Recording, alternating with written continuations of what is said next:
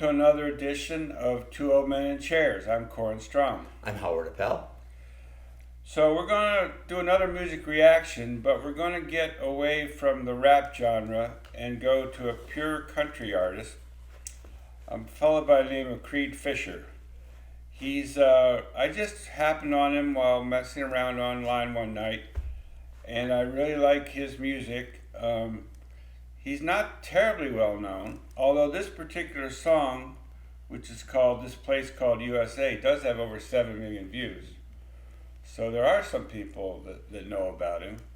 But I don't think he's quite broken into the big time as far as, the big country music. Is he on the country music station playlist? I guess Probably not, because it's more like the old outlaw country. It's the Merle Haggard and the Waylon Jennings. It's more like an outlaw country attitude and not like the pop music that passes for country nowadays. But I really like this particular song. I've listened to it a couple times. Let's go ahead and give it a hear. It's not going to be any rap music, but it's got a good message. Of the United States of America, and to the republic for which it stands, one nation, That's under cute. God, indivisible, with liberty and justice for all.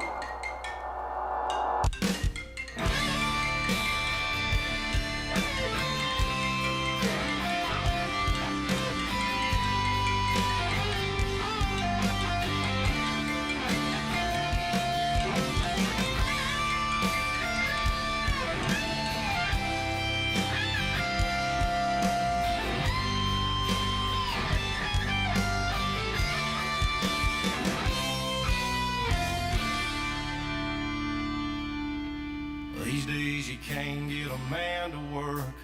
People getting married and they still flirt. Don't pledge allegiance to our flag like we used to do.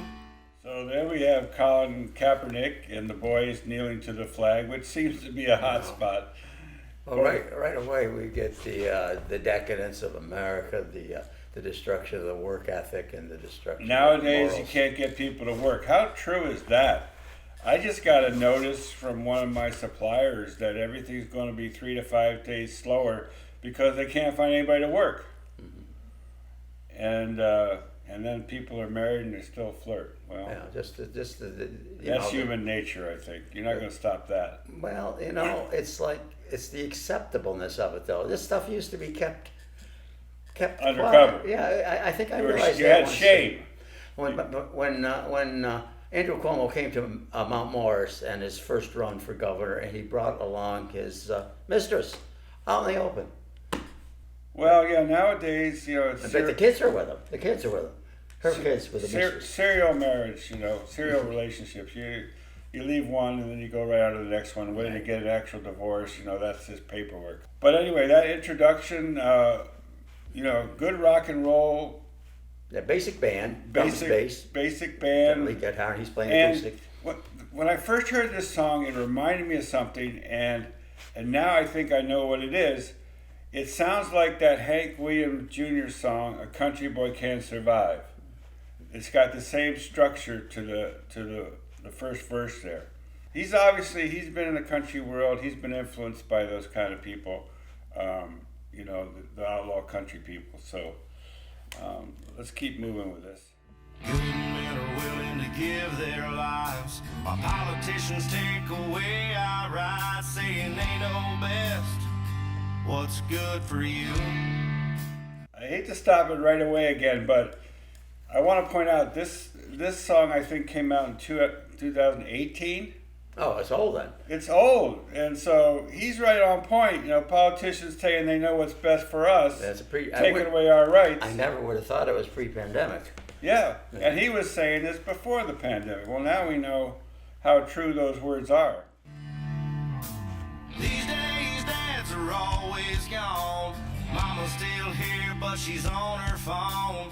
Grandma's raising the kids, and the devil is too. Yep. If you ask me, this whole world has gone to hell. I speak the truth, but these days the truth won't sell. Nope. I bleed red, white,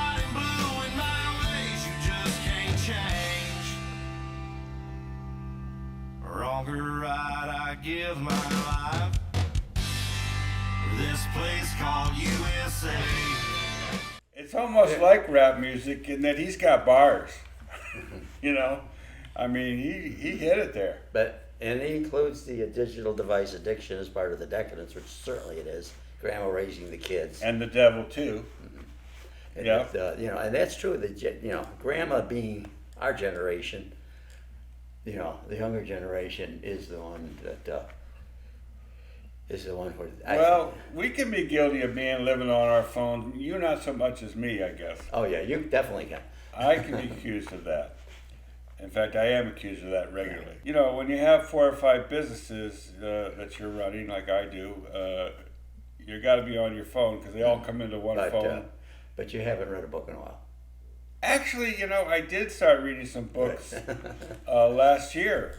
I read The Education of Henry Adams, famous biography, and I read Walden Pond by Henry David Thoreau. Oh, that's good. I read that 1967. What a great book. My edition, it was a little paperback edition, came also with the essay on civil disobedience. Yeah, it was a collection. I read some of the other stuff too. But Walden Pond is an amazing book for anyone that hasn't read it. It influenced my life. Like I said, I read it when I was 18 years old.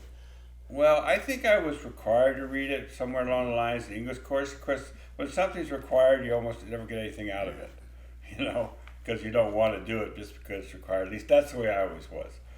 But when you pick it up on your own later in life and you realize the guy wrote so well, he thought so well, he was a genius. Well, at 18, when you're ready to join the rat race and you read this guy, I have to work 2.5 hours a day hoeing my beans, and that's really all I have to do.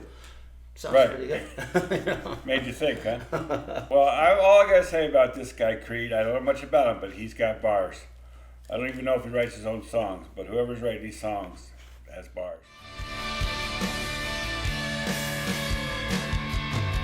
There's no other place that I'd rather live. Love my wife and teach my kids about the land of the free and the home of the brave. I'm sick and tired of people putting it down. If you don't like it here, get the heck out of town. Go and find somewhere you love. That's fine with me. 'Cause we don't need people riding the fence. You're either riding with us or you're riding with them. Make up your mind which side you stand. If you ask me, this whole world is gone to hell. So he's going back into the chorus, but it's America love it or leave it. That's just what I was going to say. And we children of the Vietnam era get a little uncomfortable with that. Because It's coming back around. Yeah. I guess it speaks to, from his point of view, there's no compromise, and I kind of feel the same way. If people do not support the Constitution of the United States and the rule of law, there's no compromise with that. There's certain principles, bedrock principles, that you've got to support, or you're not really an American. Bring Vietnam into again, free speech, burning flags, that kind of thing.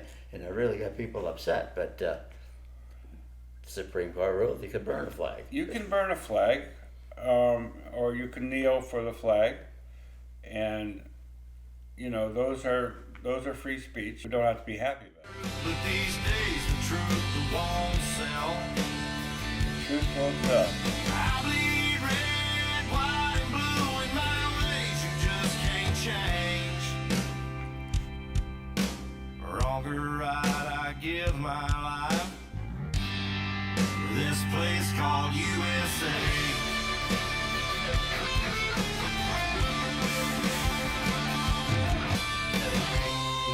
From the thin blue line to the men who die, land of the free because of the brave.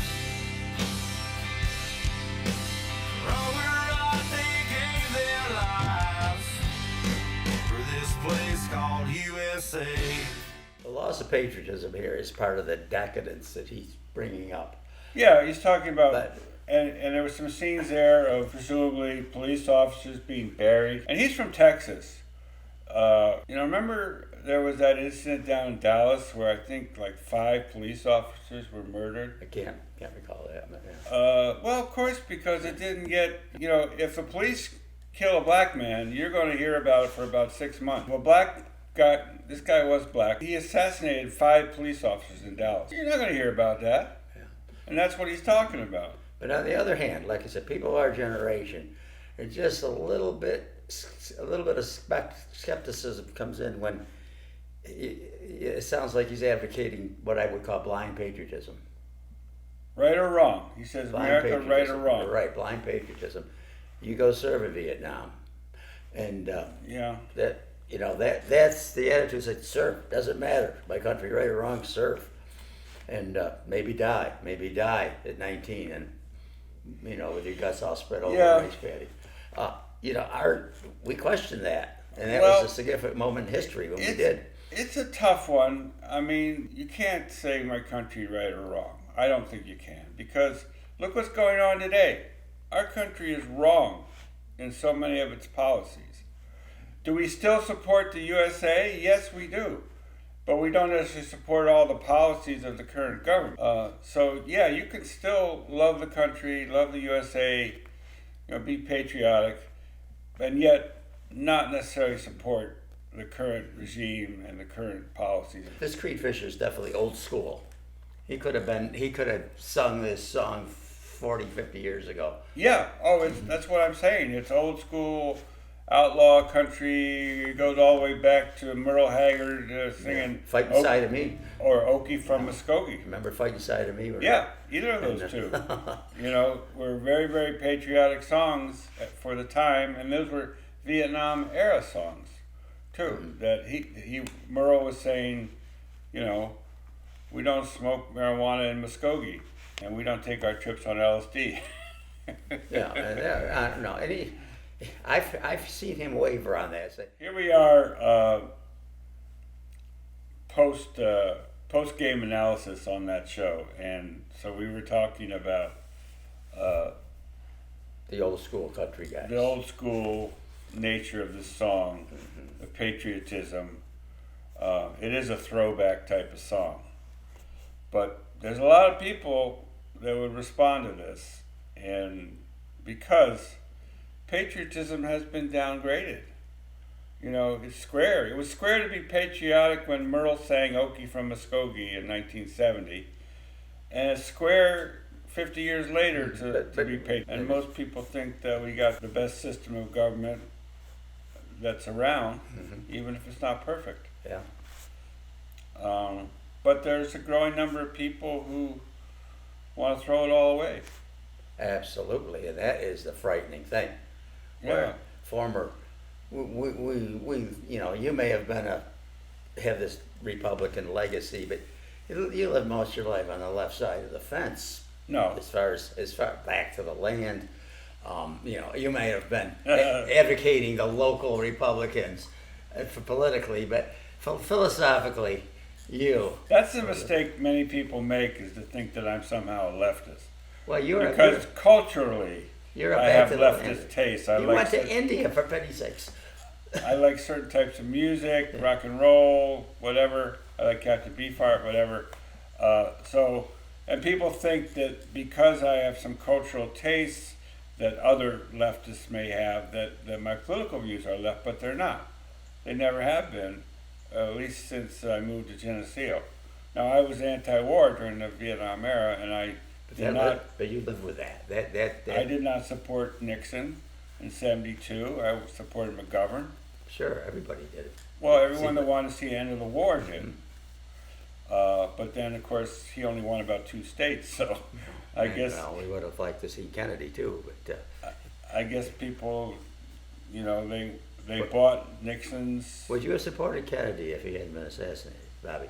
Oh, I probably, yeah. You're talking about Bobby. Yeah, Bobby. I mean, McGovern. Yeah, I mean, I thought Bobby was very impressive, and it's a great tragedy that he was taken from us when he was. He probably would have been elected in 1968, and he probably would have wound down the war in Vietnam, and that's probably why he was killed. But I mean, basically though, I know you were a Republican guy right in the thick of the good old boy party, but that party was betraying its ideals too. We were growing this massive government. Yeah, well, Nixon founded the EPA Yes, and locally here, we were growing this massive and took government. us off the gold standard, by the way. And you provide the county with a property to grow this massive government with all these new agencies and new, dominant. Well, I think what that proves is that we don't really have two opposed parties. We have a uniparty, what here locally we did. locally yeah. and nationally, Yeah. to a great degree. I mean, they all get together and scream at each other, but in the end, they sign off on these budget resolutions where everybody gets a little piece of the pie. Well, I'm for small government, but where's it gotten me? The government gets bigger and Well, bigger. Vote for yeah. people that promise small government, but they don't deliver.